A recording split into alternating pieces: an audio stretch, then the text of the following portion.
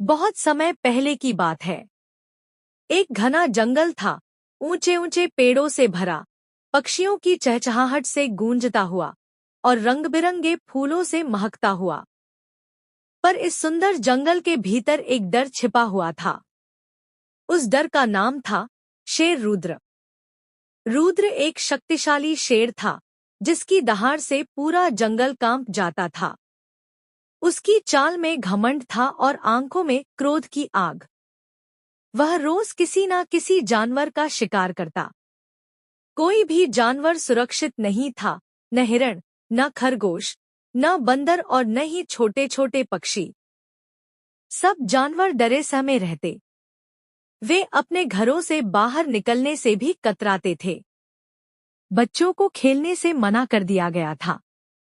पेड़ों पर चढ़ते बंदरों ने उछलना छोड़ दिया था, यहाँ तक कि चिड़ियों की चहचहाहट भी कम हो गई थी। आखिर एक दिन हाथी, जो जंगल का सबसे वृद्ध और बुद्धिमान जानवर था, ने सभा बुलाई। सारे जानवर एक खुली जगह पर इकट्ठा हुए, बहुत उदास और चिंतित। ऐसे कब तक चलेगा? लोमड़ी बोली। अगर यही चलता रहा तो हम सब मारे जाएंगे, बंदर ने डरते हुए कहा। हमें कुछ करना होगा, चिड़िया ने फड़फड़ाते हुए कहा। हाथी ने गहरी सांस ली और कहा, हमें शेर से बात करनी चाहिए। हम उसे एक प्रस्ताव देंगे। सभी जानवर चौंक गए। प्रस्ताव? हाँ, हाथी ने समझाया, हम रोज एक जानवर उसे खाने के लिए भेजेंगे। बदले में वह बाकी जानवरों को शिकार नहीं करेगा। जानवरों ने विचार किया। डर के मारे सभी सहमत हो गए, क्योंकि यह समझौता कम से कम बाकी जानवरों की जान बचा सकता था। अगले दिन जानवरों का एक दल शेर रुद्र के पास गया। रुद्र एक चट्टान पर आराम कर रहा था जब जानवरों ने आकर हाथ जोड़कर कहा, हे जंगल के राजा, हम आपकी सेवा में हर दिन एक जानवर भेजेंगे, ताकि आपको खुद शिकार पर न जाना पड़े। बदले में कृपया बाकी जानवरों को न मारें। शेर ने अपनी लाल आंखें खोलीं और गंभीर स्वर में कहा, ठीक है, लेकिन अगर कोई जानवर देर से आया, तो मैं पूरे जंगल को खा जाऊंगा।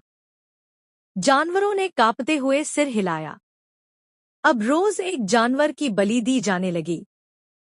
यह क्रम कई दिन तक चला। एक दिन जंगल के सबसे बूढ़े और धीमे जानवर की बारी आई, कछुआ बोधी। बोधी को डर तो था, लेकिन वह बुद्धिमान भी था। उसने अपनी पूरी जिंदगी में देखा था कि डर से कोई समस्या हल नहीं होती। शेर को रोज खाना भेजना स्थायी समाधान नहीं था।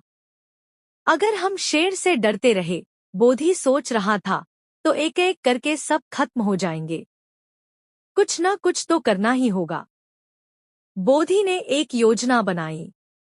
उसने अपने दोस्तों से विदा ली और धीरे धीरे शेर की गुफा की ओर चल पड़ा। वह जानता था कि उसकी चाल धीमी है और उसे देर हो जाएगी, लेकिन यह भी उसी योजना का हिस्सा था। शेर रुद्र गुस्से में उबल रहा था। आज का शिकार कहाँ है? वह गुर्राया। घंटों बाद बोधी वहां पहुंचा। उसकी सांसें फूल रही थी। शेर ने दहाड़ मारी, तू इतनी देर से क्यों आया? अब मैं तुझे नहीं, पूरे जंगल को खा जाऊंगा। लेकिन बोधी शांत रहा।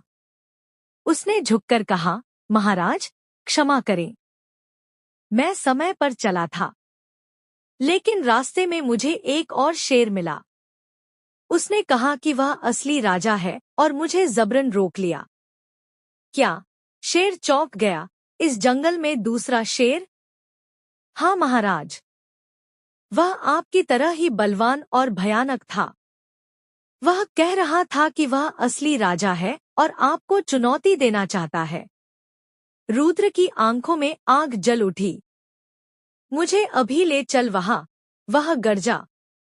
बोधी शेर को पास ही एक चट्टानी गुफा के पास ले गया। वहां एक गहरा तालाब था, जिसमें पानी एकदम शांत था। महाराज, वह इसी गुफा के भीतर है। लेकिन वह बहुत चालाक है, गुफा में ही छिपा है। जब मैंने झांका तो मैंने उसकी शक्ल देखी।